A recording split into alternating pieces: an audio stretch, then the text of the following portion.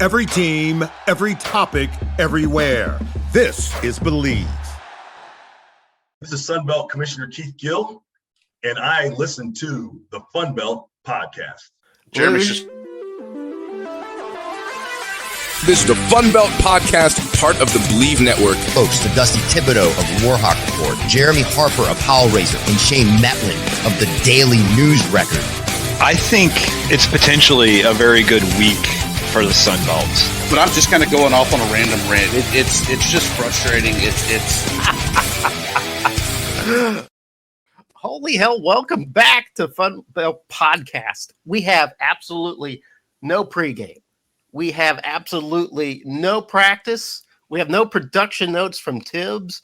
We don't have even the professionalism of Shane, although Shane Metlin is here. Shane, welcome to the show. How's it going? Yeah, here you go. But we have Sunbelt royalty on the show tonight. If you're a I'm always here. fan, Is Kara Ritchie joining us? no, she's not royalty. Come on. I don't know. I've called her Your Majesty for a couple of years now. So, Well, you kind of have to. It's in her contract. No, it's not Kara Ritchie tonight. If you're a Louisiana fan, if you're a fan of the Cajuns, this guy is like your grandpa or your uncle or your best friend down the street. Jay Walker, welcome to the show. Tell us a little bit about the Cajuns tonight. Well, you know, it's ironic that we're doing this because the Cajuns had their final scrimmage and they had it, you know, on the field tonight. So got a chance to see that. Not that I can draw any conclusions from it, because when you're playing against yourself and your offense does a great job, does it mean your defense sucks? I mean, I've never understood the thing about trying to make judgments based on watching scrimmages, right? But yeah, I mean, I was there until about a half hour ago. Well, Coach D actually time to play. Coach D must have made some sort of connection, though, because I believe this just came out. Walker Howard named the starting quarterback. Is this true? Breaking news. Yeah, Pete Thamel was reporting that. As a matter of fact, it came out while I was watching the scrimmage, and there were my whole broadcast team and Dan McDonald, who does the ESPN Plus, were all sitting there, and all of a sudden, Dawson Iserloh, who's my sideline guy, said, "Oh, Walker Howard's just been named the starting quarterback," and I said, "Okay." Tell us a little bit about this guy. I have said all along that if Walker Howard wasn't the starting quarterback, you had a story.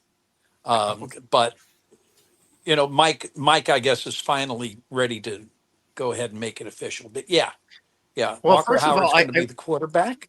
I want you to know that I was rooting for Lunch Winfield. That was the guy I wanted to be the. Well, let me tell you something. You're going to see plenty of Lunch Winfield. He's going to be on the field. They have some packages for him.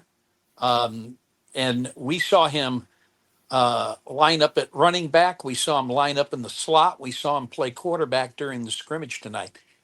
Lunch is a really talented dude and extremely athletic. So he's going to have to see the field in some form. Yeah, injured last year, correct? Yes. Okay. So yes. Are you going to use the line, though, when he does come in and say, "It's lunchtime, fellas"? Absolutely. Yeah, or if he has if he does have like a package of plays, you do refer to it as the lunch box, right? The lunch box. He's got a lunch box. You know, and now when I say it, you're going to take credit for it. But yeah, we've kind of discussed the lunch box. Yeah, every time you say that, I want a Pabst Blue Ribbon. Ooh. I want to deliver it to my hand cold. Tell us a little bit about Howard Walker, though. He's a hometown kid, right? Well, I don't know about him, but Walker Howard is. What did I say? What was the name I said? I hope that I don't say Howard. I hope I don't say Howard Walker. I hope I don't do that. Walker Howard is, well, you know, first of all, he's a hometown kid. Yeah. His dad played quarterback at LSU back in the 90s. Um, and he was one of the highest rated kids in the country coming out of high school. Signed with LSU, was there for a couple of years, and transferred to Ole Miss. But he played behind Jaden Daniels, and now he played behind Jackson Dart. So it's not like the guys ahead of him were donkeys, right? But he's come home now, and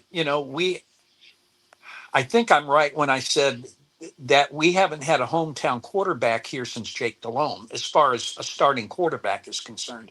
So it's I think the fact that he has come back to Lafayette and he's going to play for the Cajuns, I think has got a lot of folks here locally excited. I think he brings the guys that we had last year, Woolridge and Chandler Fields were more drop back guys than anything else. But Walker Howard is a dual threat guy with some really, really good speed. We'll see. All I know is this: for as good as we think he is, I mean, how many snaps has he taken at the Division I level? And the answer is not very many. So we'll see. Um, he's got to go out and play. And if the Cajuns are going to be good, he's going to have to play well. Jay, just know that you mentioned Jamie Howard, his dad. I was at the game where he had the 5 interceptions against Auburn for the miraculous comeback. Yes, I remember watching that game on television, and I remember it well. But yeah, he threw a couple of 3 pick sixes in the fourth quarter. Yeah. Unfortunately, that's what a lot of people remember about Jamie. But he was a very good quarterback. Why did Tibbs bring that up? I mean, we're just rolling with the show, and then Tibbs is like, "Bam!" with the depth charge. What's going on, man? I was just saying that I remember his dad playing football and having one of the ultimate meltdowns of college football. I was there. All right, Tibbs, what was your worst moment? Let's talk about that. My worst moment? That's right. Probably mispronouncing Mike Dejom's name at Sunbelt Media Days, right? No, saying Todd Helton instead of Clay. Oh, that's right. Jay, did Tibbs tell you that he called Clay Helton Todd Helton, and it was a very awkward moment amongst us? Well, one way or the other, the guy could be a Hall of Famer, I guess, right? That's right. One Hall of Famer to another. I don't know why he thought it was such a big deal, but he did. He did think it was a big deal. I think, look, let me tell you something. If you do this long enough, you're going to do what Tib did more than once. And so, yeah. Absolutely. I still can't pronounce Coach D's name. I just call him Coach Dez, and I move on.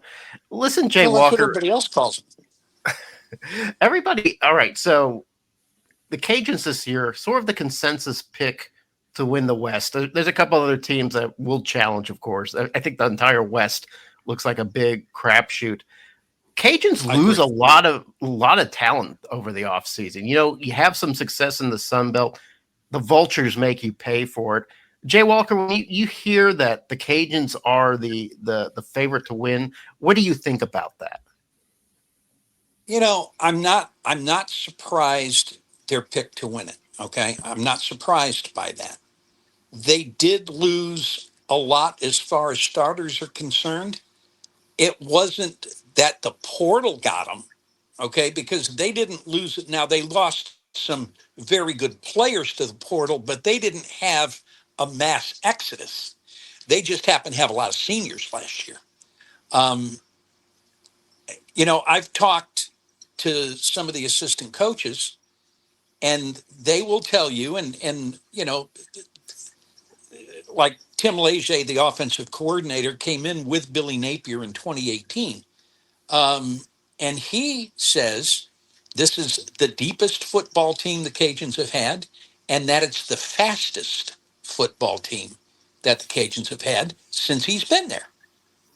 Now, we'll see. I do think, though, that there's no true favorite in the West. When you look at the West, oh man, this team's going to be really, really good. I think that they've all got a chance to be pretty decent, but I think they all have good news, bad news, right? I think the East is a little more cut and dried. I think that's a two-team race, to be honest with you. But you can make a case for most of the teams in the Western Division this year to have a chance to win it. Now, I personally am not sold on Texas State. They've been, oh my God, G.J. Kinney's the next great name in college football. Look, they've won 7 games twice. Now, they did win their bowl game both years, and good for them. But they were supposed to win the league last year, and they finished 5th. Yeah. Now, maybe some of my view on Texas State is the fact that they're 0 for history against the Cajuns. They've never beaten them. And most of the games hadn't been close, to be honest.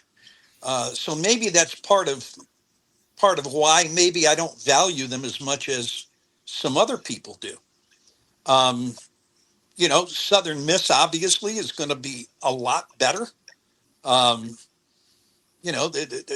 People are going to jokingly refer to them as the Southern Miss Thundering Herd for a good part of the year. Arkansas State, Dave Schultz, when we were talking at Media Day, said, how do you pick Arkansas State 6th or whatever it was? And my response was, how many times this year are they going to snatch victory from the jaws of defeat in the final minute and a half? Because they did that a few times last year. That's fair enough. I think ULM is going to be better than a lot of people think because they lost a ton of players.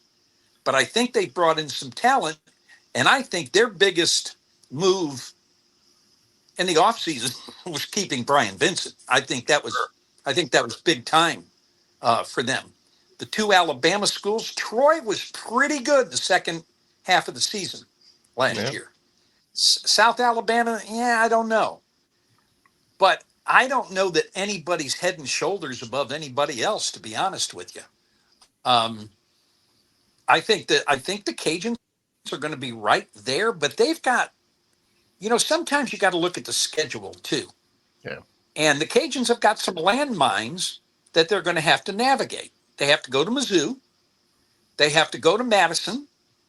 They have to go to Jonesboro. And Jeremy, you and I both know that Arkansas State and Louisiana has been a home field dominated series. It really has. So you've got those 3 games, and while the Cajuns, I think, are going to be favored in all their games at home, I can't remember the last time they went undefeated at home. The year they went 13-1, the loss they had was at home.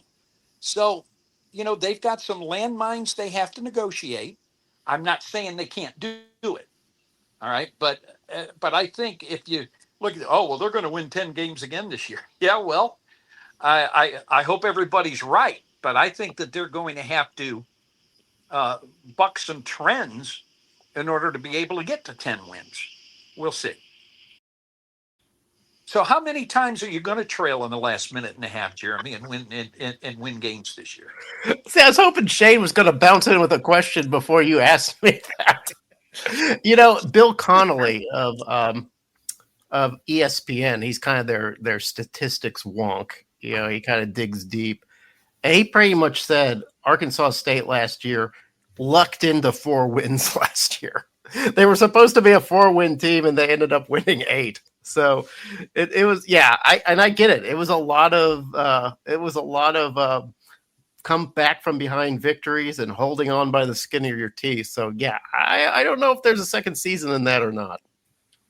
Well, it's interesting because everybody seems to, when you look at prognostications, I think everybody has a lot of respect for what Phil Steele does. And one of the things he talks about every year is how many times did you have close losses or close wins? And I had kind of not thought much about it until I read the magazine. I said, wait a minute, that's true. Arkansas State did kind of most of what they got that was good last year was very, very close. We don't like to talk about that, Jay. Yeah, in fact, we should talk more I about. get it. I get We it. should talk more about Walker Howard's dad. What Walker Howard Walker? So yeah, but look, Arkansas State returns. They do something not everybody in the West does. Is they return their quarterback, and I think he's a pretty good one. And a good quarterback covers up on a lot of sins. Yeah, Arkansas Except State on has. defense. They got the returning quarterback, the returning running back, and the returning wide receiver coming back, and that's kind of rare in the Sun Belt. But I was going to ask you, where do you think that weak point in the Cajuns is this year? I know that defensively they were tough last year, but offensively with Woolbridge at the helm, they were really good offensively too. Where are they going to be weak? Well, first of all, let's remember that Cajun football. I mean, going all the way back 20 years to Ricky Bussell. Okay, Cajun football has been predicated on their ability to run the football. The Cajuns have always had good running backs. And while they did lose Draylon Washington to the portal, Zylan Perry and Bill Davis are back, and both of them are all conference caliber guys. I think the question mark for the Cajuns is they need to be better against the run than they were a year ago.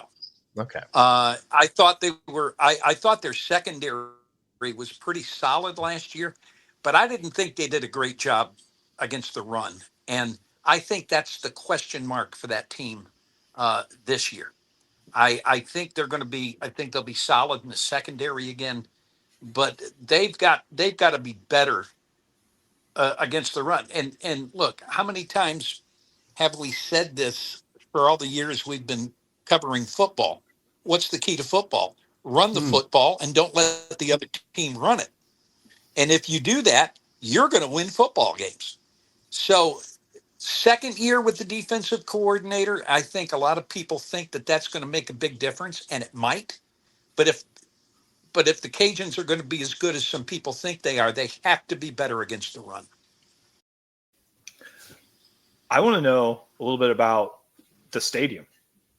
How's it looking? I mean, I think, a lot of people talked about last year, like it not looking like they were playing in the right place at times because of the TV angles and everything. Like, I know. Now they got some work done. What's it like over there? They actually had the quote grand opening unquote on Friday. They had a big reception for the major donors. And so it was really my first look at the inside. And I was telling Tibbs before you guys got on, they did a lot of things right. From whether you're talking about the luxury suites or the big club level, or even the lower bowl, which is only about, I don't know, maybe 2/3 of the size of what the old one was. Oh, Seating capacity has been reduced by about 10,000 in this stadium. It was a little over 40,000, and now it's a little under 31. And it made me laugh because I remember when we hosted the Sun Belt Championship against App State in 2021. The east side, which is the visitor side, didn't look very full on television, and yet they had 31,000 people at that game. It's just, the problem was it sat 42. But now the seating capacity is a little under 31. All of the seats on that side are terrific seats, and I think that the folks that are fans of this program are going to be very, very proud of that facility because they did, like I said, they did a lot of things right. That kind of goes with the trends, I think, too, is maybe not quite as high capacity, but offer some more premium options. It's where you get that money for the NIL and everything else. And and like you said, you end up with full stadiums rather than, maybe 30,000 not looking so great in a 40,000 seat stadium, but it looks really good in a 30,000 seat stadium. Well, and once again, the television cameras are permanently now on the east side, so they're always going to be showing on television the new addition to the stadium. They've put new turf in, they flipped the logo, and so that so it'll see Raging Cajuns instead of upside down Raging Cajuns when you watch it on TV. And now now you do this, and now you wait to do the East Side Tower, which is supposed to start at the end of the 2026 season, and they'll be putting up a tower on the east side as well, and that's where all of the administrative offices will be. The press will be on that side, and the student athlete training table will be in the tower on the east side, and they'll start construction on that after the 2026 season. That's a state-funded project, though. The state is paying for that.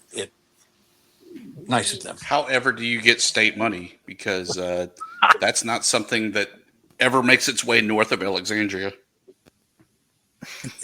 It's a really good question. I think what has happened is you have a lot more UL grads in the legislature than maybe you've ever had. And the legislature, and you were working with, at the time, a governor in John Bell Edwards, who I think was really a guy who tried to do things for a lot of the higher education folks in Louisiana. And and on top of that, it came right after LSU said, look, we need $100 million to renovate our basketball arena. And when that happened, some of the legislators said, look, we need some money to help renovate Cajun Field. That may have had something to do with it too. Do they get creative with kind of how they propose these things in Louisiana? I know in Virginia here, sometimes if you can justify it as maybe an academic type of thing or something that's not sports, where JMU, this is down the road, but there's some initial plans for what will be a really, really nice marching band facility. The football team could also possibly use as an indoor practice facility too. And that's one way that kind of thing gets built.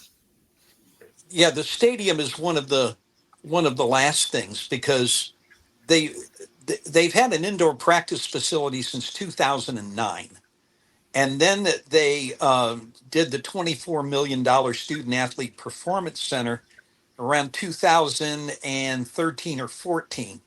So they had a lot of stuff for the student athletes already, but they didn't have the football stadium. And so that's kind of the last thing to be done, because a lot of the other stuff is done. Now they need a good basketball practice facility, I think, because the Cajun Dome, in addition to being way too big, doesn't have auxiliary courts and stuff like that. And they renovated baseball in 2018, and as Jeremy and Tibbs know, baseball's a pretty big deal down here. And they put $19 million into that stadium in 2018, and it's a beautiful ballpark. So facilities wise, football's just now catching up, but they had the auxiliary stuff for football in place already. Yeah.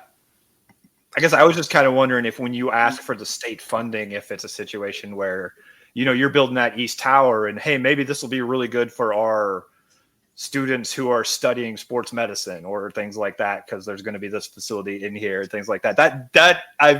In Virginia, a lot of things get done that way. And I just was curious if it was similar in Louisiana. Yeah, and Louisiana and Tibbs will agree. You know, when Jimmy Buffett wrote the song about Banana Republic, he was talking about us. Okay, we were talking about Louisiana. Yeah, he really was. And Because I mean, you so look at it, Fayetteville Coliseum, where ULM plays basketball, is a what do they call it? Sanctuary, whatever, for evacuees of South Louisiana. It's got some issues, and the state still will not fund to get it fixed. You know, when could this is the anniversary. Gosh, next week will be the 20th anniversary of Hurricane Katrina. Yeah. And the Cajun Dome was a place that housed so many evacuees for so long. And when they when they finally were ready to place everybody where they needed to be placed, it needed a lot of what's the word? I mean, the place was a mess, and they had to put a lot of money into it. As a matter of fact, the basketball team wound up having to play 6 or 7 games in the old Coliseum from that was built like in 1960. But because the Cajun Dome did that, they were able to get quite a bit of state money for renovations, not only then, but a major renovation about 6 years ago. So it, you never know in Louisiana, Shane, I guess is what I'm saying. All you got to do is look at the history of politics in this state, my brother. And, oh my God. And you're going to go, whoa. So, yeah. You have to dig into the Napoleonic Code to truly understand. Jay, I'm a Catholic guy. Grew up Catholic, still Catholic family. And I look at this stadium name, and I need to know the story behind that. The Cajuns play in, what's it called here? Our Lady of Lourdes Stadium, the most Catholic-sounding name I have ever heard for a stadium. Can you give me the story behind that? Well, okay. Now, the official name of another stadium in America may not be Catholic, but Touchdown Jesus is. Okay, Our Lady of Lourdes is a hospital. Right. It's a hospital here in Lafayette that's been around for as long as I've been around Louisiana, right? And they had, you've got 2 major hospitals now in Lafayette. You have Oxnard's and you have Our Lady of Lourdes. Okay. And Lourdes has been, they built a new hospital, I don't know, in the last decade or so that is just absolutely gorgeous. But this is Our Lady of Lourdes is got a couple of branches. They have the women. They bought the Women's and Children's Hospital, where most of the babies in this city are born.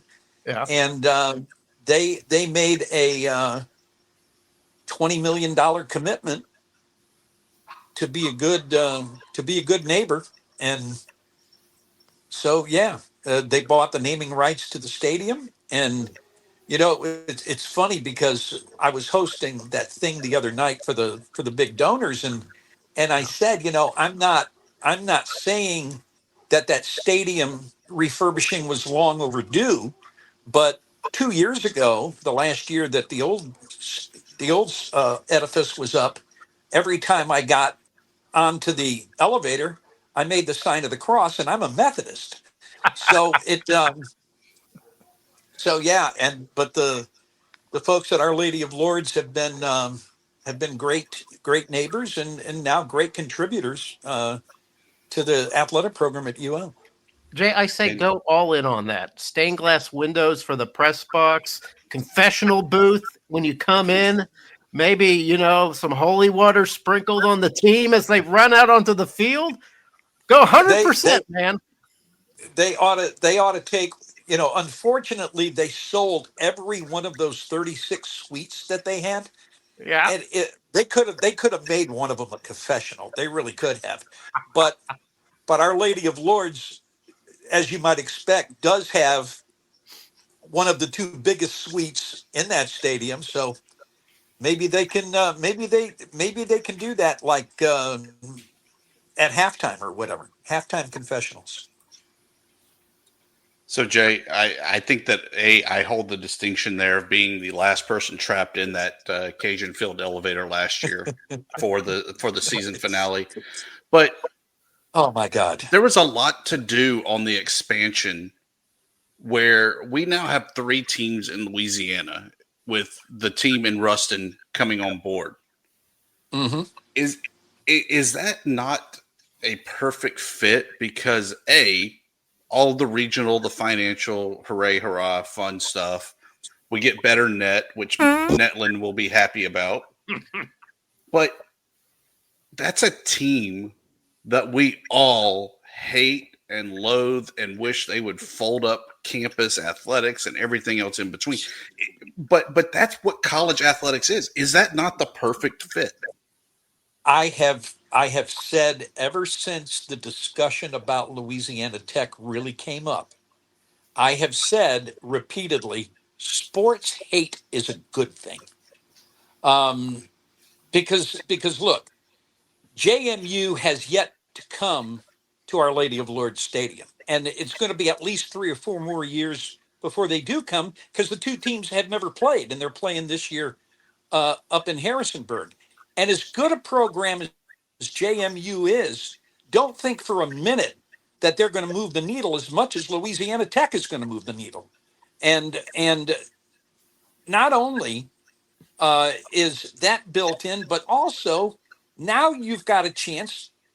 Louisiana Tech might bring 1,500 fans to Lafayette. JMU's not going to do that. So sports hate, it's a good thing. And, if it doesn't matter what state you're in, if you've got some neighbors that you can develop a good hate for, that's just good for college athletics, as long as it doesn't turn into something stupid, right? But because look, you don't want it to happen to where, somebody firebombs your stadium or anything, but sports hate is good. And I welcome them coming in, because I'm telling you, it's in Louisiana, it's going to help the blood flow a little bit more. There ain't no question about that. And I'm okay with that. But I ain't rooting for them. Okay. Ever. You don't have to. No, I kind of feel like I do traditionally. You know that old thing where, like, look, if in the beginning of the season you got 14 teams in the league, and if none of them are playing a conference game, and so you sit there at the beginning of the season, and if JMU gets a big win, you're happy. If Arkansas State gets a big win, you're happy. If ULM gets a big win, you're happy. If Louisiana Tech gets a big win, I'm not happy. Not. Just not. Even if they were to defeat like Alabama, you'd be like, no. Roll Tide, baby. No, you're happy when the Warhawks beat Alabama. And Tibbs knows all about this. Okay. There was about 20 years worth of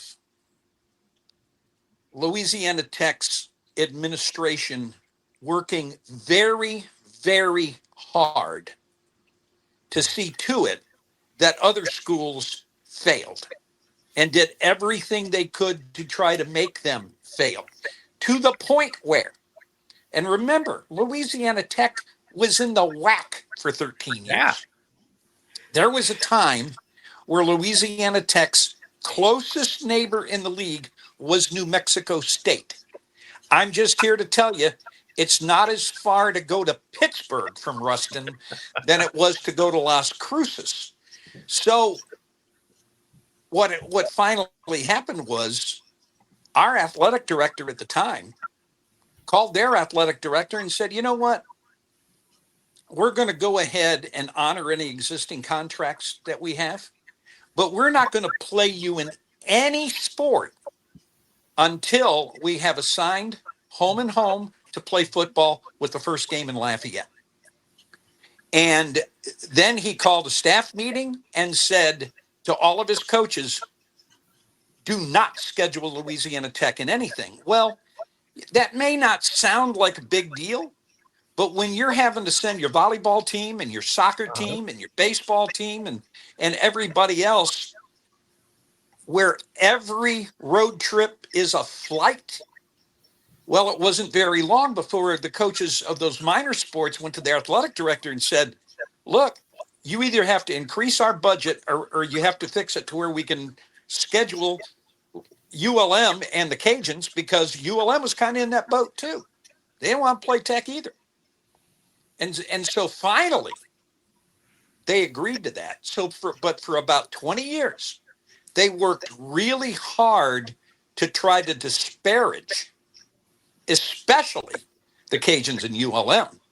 So there's a lot of reason to have a lot of bad blood. But as Tibbs and I have talked, all of those people that played a part in that have either retired, moved on, or they're dead. And not you though, Jay. The Cajun Mafia no, got me, him. Not yet. And it's so crazy because we opened the football season against Rice, whose athletic director is Tommy McClelland, who recorded that famous video back in 2020. And that's who we've got opening weekend. Yeah, when he comes to the game on November 29th, I believe, is the game. Is that right? No. I'm sorry. August 29th. Is that the game? August 30th. August 30th. My bad. He should visit the confessional booth at Lady of Our Lord Stadium. You know what's kind of hilarious? You know what's kind of hilarious about this? They had, while that construction was going on, they built some makeshift. They did a makeshift TV booth and makeshift radio and coaches booths, and they're not very big, but they were an upgrade over what we had at Cajun Field because that was so bad. Wow. But they have now built a quote visiting athletic director's suite. Yeah, that's about maybe, I don't know, can hold maybe 4 people, if that. And that's where and it I don't even think it's air conditioned. Old Tommy gets to sit there opening weekend. It's good for him. I don't think it's even air conditioned. They should name that the Jay Walker. I don't think it is. I don't think it is. Come on. You should try to track him down and see what he has to say about I have nothing to say to that man except kiss my ass. Okay. Wow. Yes. I'm just saying you could get a quote about what he happens to think of Louisiana Tech joining the Sun Belt. Yeah, come on. I don't care what he thinks about it. I really don't. Jay Walker hatred. No, look, I'm telling you, when look, rivalries are rivalries, okay? But I think in college athletics, the good people try to make themselves better. And as I've said many, many times, if you're climbing a ladder, you can't reach up and drag somebody else down in order to get to where you want to be. Mm-hmm. And I think for a long time, that's what Louisiana Tech did. And Tommy McClelland was part of it. He came in on the back end of it, but he was part of it. Jay Walker, we always enjoy having you on the show, 1, because every story is spot on, and 2, because once you get rolling, we just have to let the car do its, driving by itself. It's like a Tesla. It's just moving down the highway at 70 miles per hour. It's not going to run over any pedestrians unless it doesn't like them. And that's just about it. So, Jay, welcome to the show. Thank you very much. Where can we find Jay Walker when he's not at the football games? Probably at my house doing nothing. Jay Walker on Facebook, UL Cajun's Voice on Twitter. I am Jay Bird Walker on Instagram. Wow. And I don't know. I don't know. Look, I'm not on social media a ton. Obviously, you didn't see my invitation, so no. No, and I don't know. I think I have a TikTok account, but I've never posted anything there. So we will look and see. We need to have that fired up. That's right. We need to get out some old Jay Walker TikTok videos to see what he's been posting. Maybe I'll do a series of videos where I talk about all of the things that Louisiana Tech has done to make everybody that's not from Ruston hate them. Yes, just make it a Hate Louisiana Tech account. That would be perfect for Jay Walker. Again, thank you, Jay, for being on the show. We'll check in without you throughout the season. I appreciate it. Thanks for having me on, guys. You guys are terrific to visit with, and I'm glad for the relationship that we have. But thanks for having me. No problem.